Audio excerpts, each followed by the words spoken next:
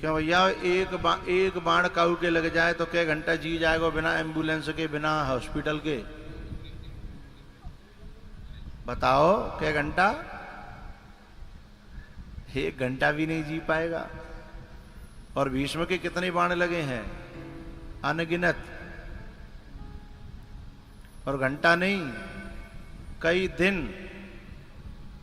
दिन तक पिता में पड़े हुए हैं और मौत आकर के हाथ जोड़ रही है। इतने घायल महापुरुष को मौत आकर के हाथ जोड़ करके कह रही है, नहीं ऐसे घायल पे तो मौत को पूरा अधिकार है, नेक व झटका देवी की जरूरत है, सोई मर जागो, खून रहो ना। लेकिन मौत उसके सामने भी हाथ जोड़ रही है। यह है भक्ति का परिणाम। काय की भक्ति? भगवान की ना, भूल में मत रहना। भगवान की भक्ति का परिणाम नहीं है। भगवान तो जो चाहते थे वो भीष्म जी ने किया ही नहीं। भगवान चाहते थे कि पांडवों में आ जाओ। 2 बड़े बूढ़े मेरी बातों पर सिर हिला रहे हैं तो मुझे अच्छा लग रहा है। भगवान ने तो बार बार यही कहा कि पांडवों की तरफ आ जाओ, धर्म की तरफ आओ, और तुम कहां हो? अधर्म की तरफ। तो इसका मतलब यह है कि पितामह भीष्म धर्म की तरफ नहीं थे, अधर्म की तरफ थे। तो फिर परमात्मा की भक्ति तो हो ही नहीं सकती। जो अधर्म की तरफ है और भगवान तो कहते हैं कि मैं तो धर्म की तरफ हूं, जो मेरी तरफ है वो धर्म पे चल रहा है। तो फिर पितामह भीष्म को ये सामर्थ्य कहां से मिली? बताऊं कि रहता हूं?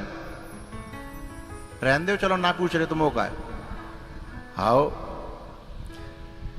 पितामह भीष्म को ये सामर्थ्य मिली कि उसने भगवान की नहीं, अपने पिता की भक्ति करी।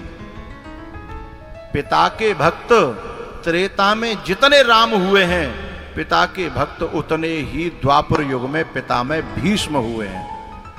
बात समझ में आ रही है? तालियां कमजोर क्यों? जब बात समझ में आई तो फिर जोरदार बजनी चाहिए।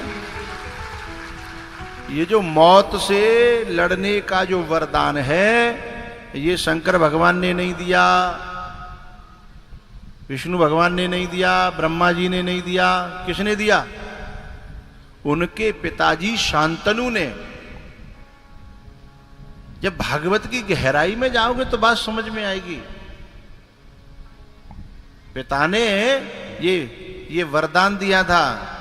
जब पिता की भक्ति करी, और इतनी भक्ति करी, आजकल के बच्चे हैं ना, अरे माँ बाप से क्या कहते हैं, हमको बच्चे पढ़ाने हैं। अब तुम्हें देखें कि अपने बालकन देखें, अब बच्चे नहीं पढ़ाएंगे तो कैसे ये सब ऐसे ही रह जाएंगे, इसलिए हमें शहर में जाना पड़ेगा, तुम गांव में रहेगा, है ना। लेकिन पितामह भीष्म ने कहा कि मेरे पिता के सुख के आड़े मेरी शादी आई, उसे भी खत्म कर दूंगा। यदि मेरे बच्चे आए, उसको भी आने नहीं दूंगा। जो मेरे पिता के सुख के आड़े आएगा, मैं उसे इस दुनिया में आने नहीं दूंगा। ये पितृ भक्ति करी पितामह भीष्म ने। इसलिए जाकर के उन्हें पिता ने, शांतनु ने आशीर्वाद दिया था कि बेटा, मैं तुझे इच्छा मृत्यु का वरदान देता हूं। ये कोई शिव ने नहीं दिया, ये कोई विष्णु भगवान ने नहीं दिया, ये पितृ भक्ति है। जो भक्त अपनी माँ और अपने पिता की भक्ति करते हैं ना, उनके जीवन में माता पिता का आशीर्वाद लगता है। उन्हें भगवान की भक्ति करने की भी जरूरत नहीं होती है। पितामह भीष्म की गहराई में जाकर के देखोगे तो मौत आते जो हाथ जोड़े खड़ी है। क्यों खड़ी है? पिता का भक्त है वो मां का भक्त है। पितामह भीष्म केवल पढ़ा लिखा करके मां गंगा ने कहा था, आज के बाद तू इनका है। उन्हें छोड़ के गई ना गंगा जी, जब ये कह के गई, बेटा आज से ये तुम्हारी मां, तुम्हारे पिता, तुम्हारे सब कुछ यही हैं। उस दिन से शांतनु के हर सुख का ख्याल रखते थे। कौन? पितामह भीष्म। उसके कारण उन्हें ये वरदान मिला। क्या वरदान मिला? कि मेरे चाहे बिना मृत्यु भी मुझे छू नहीं सकती। वो मृत्यु छूती है तो पहले आज्ञा लेती है कि बाबा अब चलो, बहुत देर है गई, बाबा अब चलो, बहुत देर है गई। बोले नहीं, अभी मुझे किसी का इंतजार है, बिना उसके दर्शन किए नहीं जाऊंगा।